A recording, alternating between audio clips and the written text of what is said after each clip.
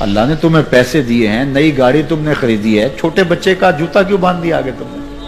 جوتا باندھنے سے اگر یہ ایکسیڈنٹ سے, حادثے سے گاڑی بچ سکتی ہوتی ہے تو پھر پاکستان کے جتنے پی آئی اے کے جہاز ہیں سب پر باندھ دینا چاہیے, سب پہ جوتے لٹکے ہوئے ہیں. عجیب تم نے فلسفہ تراشا. کسی نے جو ہے وہ کالی رنگ کی پٹی باندھ دی نیچے, اس سے اس کو نظر نہیں لگے گی. گھوڑے کے پاؤں کے نیچے جو کھری لگی ہوئی ہوتی ہے, کچھ لوگوں نے اپنے گھروں میں وہ باندھی ہوئی ہوتی ہے کہ اس سے ہمارے گھر کے اندر کوئی مصیبت نہیں آئے گی, کوئی تکلیف نہیں آئے گی. کسی نے ہنڈیا اپنے گھر کے اوپر الٹی رکھی ہوئی ہوتی ہے, یہ ہنڈیا بچا لے گی. اور میاں ہنڈیا کیا بچائے گی تجھے؟ اللہ کے قہر سے کچھ نہیں بچا سکتا. جب تمہارے اوپر کوئی مصیبت نازل ہونی ہے تو کچھ نہیں بچا سکتا. اگر بچنا چاہتے ہو تو پھر اللہ سے استغفار کرو, اللہ تعالیٰ کی تسبیح کرو, اللہ کی تحلیل کرو, میرے حضور پہ درود پڑھو, پھر دیکھنا کہ مصیبتیں ٹلتی ہیں یا نہیں ٹلتی. تو یہ خام خواہ کے رکیے اور یہ عامل لوگ جو ہیں ان کا تو کام یہی ہے. ان کا کام چلتا ہے لوگ ذوف الاعتقادی میں مبتلا رہے اور یہ کہہ دیتے ہیں کہ آپ کے خاندان میں ایک منحوس عورت ہے, یہ اس کا کیا ہوا ہے, تو کوئی نہ کوئی منحوس تو پہلے ہی انہوں نے طے کر رکھی ہوتی ہے, فوراً ذہن وہاں جا کلک ہو جاتا ہے. اس کا نون سے نام شروع ہوتا ہے, اس کا کاف سے نام شروع ہوتا ہے, اس کا جیم سے نام شروع ہوتا ہے, تو پورے خاندان میں کسی کا نام کاف, نون یا جیم سے تو شروع ہوتا ہی ہوگا, یا دوستوں میں, تو فوراً ذہن جو ہے ادھر منتقل ہو گیا. اب یہ بابا جی نے بتا دیا ہے, ہاں اس نے یہ بات کی تھی, یہ کچھ باتیں یاد آنے لگی. اس کاف سے شروع ہونے والے نام کے ساتھ نفرت پیدا ہو گئی. اس بابے نے نفرت کا کاروبار کیا. اس نے تو 100 روپے 200 روپے لے لیے, لیکن 2 انسانوں کے اندر نفرت ڈال دی. اس کا گریبان کل قیامت کے دن پکڑا جائے گا. ان ملنگوں کے پاس, ان ذوف الاعتقادی کو پھیلانے والوں کے پاس کبھی نہ جاؤ. تمہیں مصیبت پڑی ہے, تمہیں لگ رہا ہے کہ شاید میرے اوپر جادو ہے, تو پڑھو نا سورہ بقرہ, جادو جڑ سے اکھڑ جائے گا. 40 دن اپنے گھر میں سورہ بقرہ پڑھو, برکت ہوگی.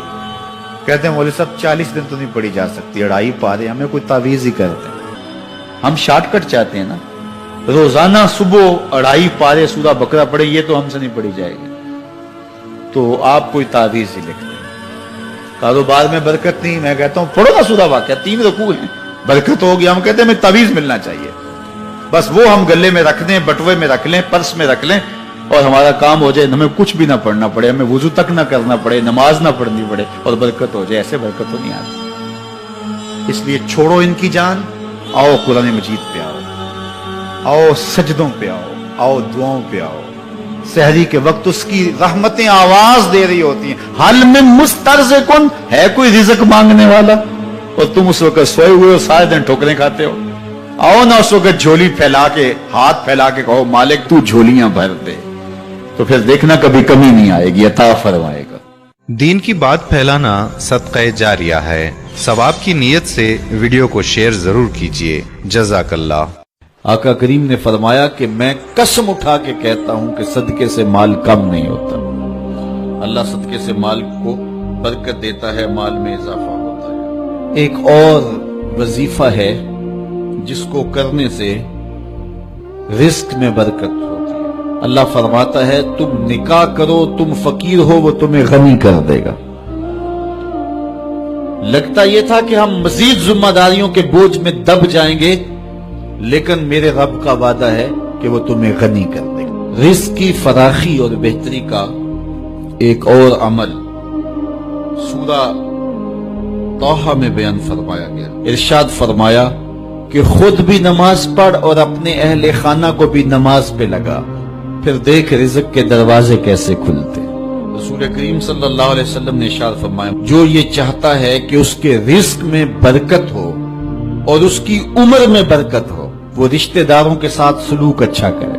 رزق کی برکت کے حصول کا ایک اور ذریعہ وہ یہ ہے, ارشاد فرمایا تمہیں جو رزق دیا جاتا ہے اور مشکلات میں تمہاری جو مدد کی جاتی ہے وہ تمہارے کمزور لوگوں کی وجہ سے کی جاتی ہے.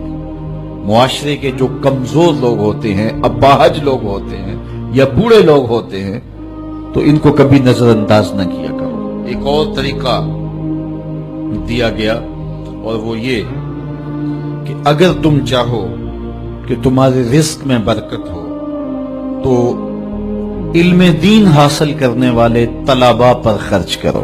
اپنے ذمے لے لو کہ ہم کسی طالب علم کی کفالت اپنے ذمے لیتے ہیں.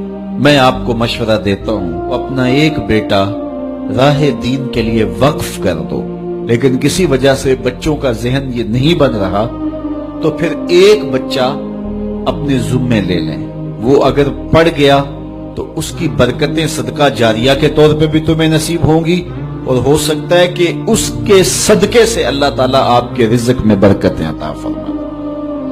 تو جو طلباء پہ خرچ کرتا ہے اللہ اس کی بہت مدد کرتا ہے. ایک روایت میں آتا ہے جس نے کسی دین کے خادم طالب علم کی مدد کی ٹوٹے ہوئے قلم کے ساتھ یا کاغذ کے ایک ٹکڑے کے ہی ساتھ، وہ ایسا ہے جس طرح اللہ کے گھر کعبے کی 70 بار تعمیر کی ہے. اللہ کی بارگاہ میں دعا گو ہوں کہ اللہ ہم سب کو رزق حلال، رزق وسیع، رزق سہل، رزق فراواں اور رزق مبارک عطا فرمائے.